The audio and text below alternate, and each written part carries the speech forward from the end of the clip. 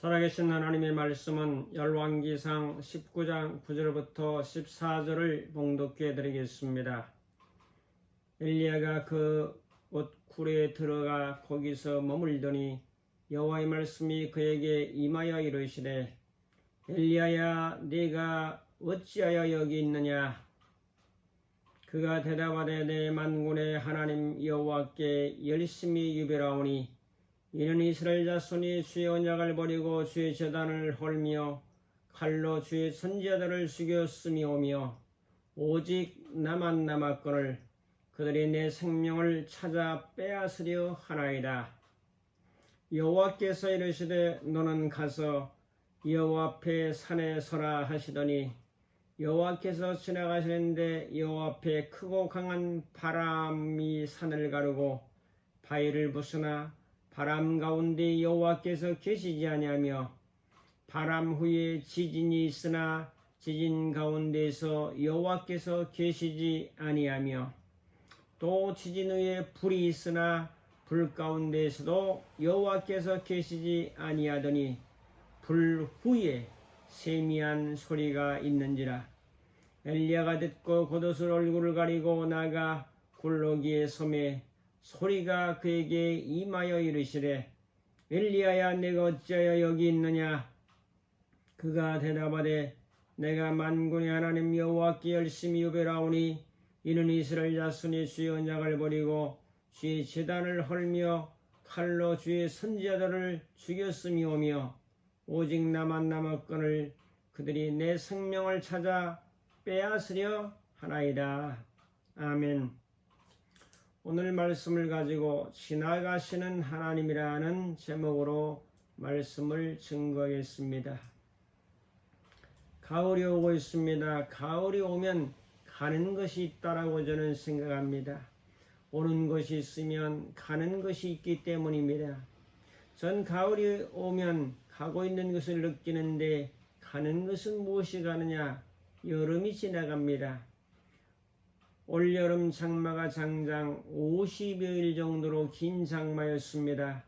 매일 비가 내리다시피 하면서 전국적으로 비 피해가 심각했습니다. 섬진강역의 강둑이 무너지고 많은 농민들과 수재민들이 생겨서 고통에 빠지기도 했습니다. 아직도 복구가 되지 않아 힘들어하는 분들도 많이 계심을 우리는 가슴 아파 생각합니다. 장마는 전국적으로 내렸기 때문에 모든 댐들이 수문을 열어서 방류했고 갑자기 불어난 강물의 수위로 인해서 황당한 일들이 많이 일어난 한 해였습니다. 가까이 있는 근접적인 팔당댐은 수문 15개 중에서 10개를 열면서 초당 1만 톤 이상의 물을 흘려냈습니다.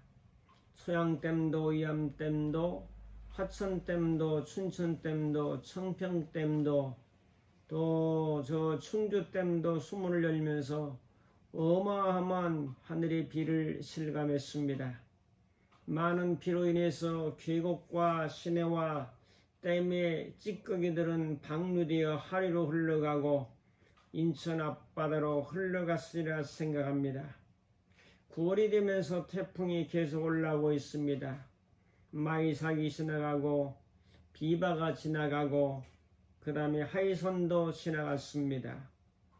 오늘은 9월 9일인데 얼마나 날씨가 맑고 청명한지요. 이것은 바로 가을이 오고 있다는 증거입니다. 아침 저녁으로 이제는 쌀쌀한 그런 가을의 바람을 느끼고 이 바람이 우리들의 가슴으로 파고들고 있으며 무릎이 안 좋은 분들은 뼛속까지 찬바람이 들어가려고 준비하고 있습니다. 이렇게 길었던 장마에도 계속 이제 북상하고 있는 태풍도 결국 가을이 오면 지나간다는 겁니다. 이 또한 지나가리라. 코로나로 인해서 국민들의 정서가 우울해지고 있기도 합니다. 그래서 요즘 우울증에 시달리는 국민들이 많아지고 있다는 이야기를 듣습니다. 이런 상황 속에서 우리들은 어떤 자세로 생활해야 됩니까? 지나간다고 하는 자연의 순리와 우리 주님의 섭리를 깨달으면서 살아가야 될 줄로 믿습니다. 오늘 본문을 잠깐 설명하면 엘리야가 호렙산에 들어갔습니다. 아합의 왕비였던 이세벨이 엘리야를 잡아 죽인다는 소문을 듣고 산속에 그 동굴로 피신하여 들어갑니다. 이때 하나님이 나타나죠. 질문하십니다. 엘리야야, 내가 어찌하여 여기 있느냐? 하나님, 선지자들을 죽이고 저만 혼자 남았습니다. 그들이 내 생명을 찾아 빼앗으려 합니다. 저를 죽이려 합니다. 이때 엘리야 보고 산에 서라 하는데 여호와께서 지나가십니다. 이제 강한 바람이 지나가고 다음에 지진이 지나가고 불이 지나갑니다. 그 다음에 세미한 음성이 들려왔습니다. 하나님께서 엘리야에게 사명을 주십니다. 무슨 사명입니까? 다메섹에 가서 하사엘에게 기름을 부어 왕이 되게 하라. 두 번째가 예후에게 기름을 부어 이스라엘의 왕이 되게 하라. 세 번째가 엘리사에게 기름을 부어 너를 대신해서 선지자가 되게 하라고 말씀하십니다. 그리고 엘리야는 혼자 있는 줄 알았지만은 바알에게 무릎 꿇지 아니한 7,000명을 남겨두셨다고 하셨습니다. 오늘 이 말씀을 통해서 주시는 주님의 음성을 들으면서 은혜를 나누기를 원합니다. 첫 번째로 죽음 앞에 도망가는 엘리야를 살펴봅니다. 소름 앞에 장사가 없다는 말이 있죠. 더 나아가서는 육체의 생명이 끊어지는 죽음 앞에 장사가 없습니다. 죽음을 이길 자가 거의 없다는 말이죠. 엘리야는 선지자의 대표입니다. 그의 사역의 최고의 절정은 열왕기상 18장에서 갈멜산상의 영적인 대결에서 볼 수가 있습니다. 바알 선지 450명을 기손 시냇가에 내려가서 죽인 사람입니다. 그 결과 바알신을 신봉하던 자들의 분노를 일으켜 엘리야를 죽이려고 하고 있습니다. 이런 상황에서 엘리야는 두려움이 임했습니다. 두려움이 오면 사람들은 피할 길을 찾게 되죠. 엘리야는 사람들을 피해서 이제 호렙산으로 도망가게 됩니다. 불을 내렸던 선지자가 도망자의 신세로 전락하게 됩니다. 어제의 승리가 오늘의 패배로 바뀌는 순간입니다. 어제의 영광이 오늘의 추락으로 이제 돌변하고 말았습니다. 어제의 함성이 오늘의 침묵으로 바뀌게 되었습니다. 이 사실을 보면서 몇 가지 세분해서 살펴보려고 합니다. 도망가는 마음은 엘리야의 마음이요, 도망자의 마음이요, 패배자의 마음이었던 것을 보게 됩니다. 도망자의 마음은 어땠을까? 작은 첫째로 두려움의 마음입니다. 두려움이라고 하는 것은 공포가 엄습되죠. 긴장감이 있죠.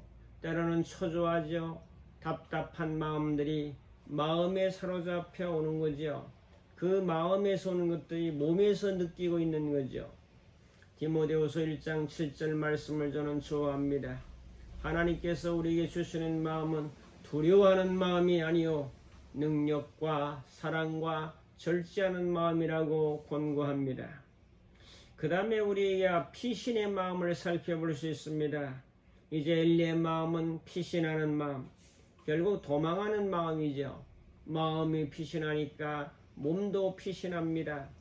몸이 도망가는 것은 마음이 도망가는 것입니다. 저는 자동차를 몰고 이제 갈 때가 있는데 자동차로 내가 달리는 것은 저는 마음이 달리고 있는 것이다 라고 생각합니다. 마음이 어디로 가겠다라고 생각했기 때문에 자동차를 몰고 목적지로 가는 것이 아니겠습니까? 그러므로 내가 가는 것은 내 마음이 가는 것이다 라는 거죠. 자, 전쟁이 나고 위기가 오고 힘들 때는 이제 피신을 하는 것이 사람의 마음이기도 합니다. 때로는 마음이 정면 돌파를 하는 것도 때로는 필요합니다. 피신하는 것도 있을 수 있지만 때로는 이 어려움과 두려움과 공포를 정면 돌파해서 나가는 그런 전진의 신앙도 때로는 필요합니다. 그 다음에 이제 그 작은 세 번째로 애로움의 마음입니다. 지금 엘리야는 혼자라는 의식이 있어요. 고독한 마음, 애로움은 인간이 겪는 가장 치명적인 아픔이다 라고 저는 정의해 보았어요. 애로움은 관계의 단절입니다. 애로운 마음은 혼자만의 마음입니다. 애로움은 누군가를 기다리고 있는 마음입니다. 도망자의 마음은 이렇게 부정적인 마음, 두려움의 마음, 피신의 마음, 애로움의 마음이 자리 잡고 있었습니다. 오늘 우리들은 이런 마음이 있는지 살펴보고 주님이 주시는 마음으로 이제 대치해야 고난을 극복하고 공포와 위기와 두려움들을 외로움들을 극복할 수 있게 될 줄로 믿습니다. 사랑하는 성도 여러분, 피신하고 싶은 마음이 있을 때에도 주님이 주시는 감동, 하나님이 주시는 마음은 뭐냐? 능력과 사랑과 절제의 마음이라는 사실을 마음에 담고 살아갑시다. 두 번째로 도망간 엘리야에게 나타나신 하나님을 봅니다. 도망간 엘리야에게 하나님은 나타났습니다. 자, 질문합니다. 하나님이 엘리야야, 네가 어찌하여 여기 있느냐? 하나님은 엘리야가 애로울 때 나타났습니다. 고독할 때 나타났습니다. 두려워할 때 나타나셨고 혼자라고 생각할 때 하나님은 나타났습니다. 하나님은 위기 때 나타나셨고 동굴에 피해 있을 때 나타나셨으며 막다른 골목에 절망 속에 있을 때 하나님은 나타나셨습니다. 하나님은 우리가 힘들고 어려울 때 나타났습니다. 위기 때, 때로는 괴로울 때, 생의 막다른 골목에 이르렀을 때 나타나시는 하나님. 예를 들면 하갈이 아브라함에게 쫓겨나서 광야에서 아들 이스마엘과 더불어서 대성통곡하고 아들을 붙들고 힘들어할 때 하나님은 나타나서 먹을 샘물을 발견하도록 하시고 그에게 새로운 생을 살아갈 수 있는 길을 열어주셨습니다. 창세기 22장에 이제 아브라함이 이삭을 잡아서 제사를 할 때 그 위기의 순간 조금만 지나면 몇 초만 지나면 이제 이삭의 목은 잘려졌을 판인데 그 순간에 나타났습니다. 아브라함아, 아브라함아, 네 아들 이삭을 해하지 말라. 극적인 하나님이시죠. 가만히 계시다가 곧 찰나의 순간에 나타나시는 하나님. 여러분도 절망 속에 때로는 위기 속에 질병 속에 고통 속에 있는 마지막 그 순간에 나타나시는 하나님을 경험하시기를 축복합니다. 요나 같은 경우를 보면은 물고기 뱃속에서 위기 속에 하나님이 역사하십니다. 3일간 물고기 뱃속에 그 큰 물고기 뱃속에 있는다는 것은 불가능한 것이죠. 왜? 산도가 3.0, 2.0 굉장히 시거든요. 그 산이 얼마나 강한지 녹아버릴 정도인데 거기서 3일 동안 버티는 것은 완전히 죽은 것을 의미하고 다시 바닷가의 모래에 토해진 것은 부활을 의미한다고 하는 것을 우리는 잘 알고 있습니다. 다시 살아나는 놀라운 역사를 볼 수 있지 않습니까? 바람이 가고 지진이 가고 불이 가고 세미한 음성이 들렸을 때 오늘 우리가 지금 들어야 될 음성은 불도 아니요 또한 지진도 아니요 현상의 바람도 아닙니다. 세미한 음성을 들어야 될 때입니다. 현상 앞에 흔들거리지 말고 세미한 하나님의 음성을 듣는 우리 모든 성도님들이 다 되시기를 주님의 이름으로 축복합니다. 세 번째로 사명을 주시는 하나님을 볼 수 있습니다. 자, 오늘 본문 읽지는 않았지만 그 밑에 보면은 다메섹에 가서 하사엘에게 기름을 부어 왕이 되게 하라. 이후에게 기름을 부어 이스라엘 왕이 되게 하라. 엘리사에게 기름을 부어 너를 대신하여 선지자가 되게 하라. 그리고 엘리야를 이루어 주시기를 바알에게 무릎 꿇지 아니한 7,000명을 남겨 두셨다고 말씀합니다. 다메섹은 누굽니까? 다메섹이 이제 이방 나라 아니겠습니까? 그 이방 나라 하사엘에게 기름을 부어서 왕이 되게 하라. 그런데 이들에게 이제 중요한 것은 뭡니까? 이방들도 하나님이 주관하시고 섭리하시는 하나님을 볼 수 있습니다. 얼마나 놀라운 은혜입니까?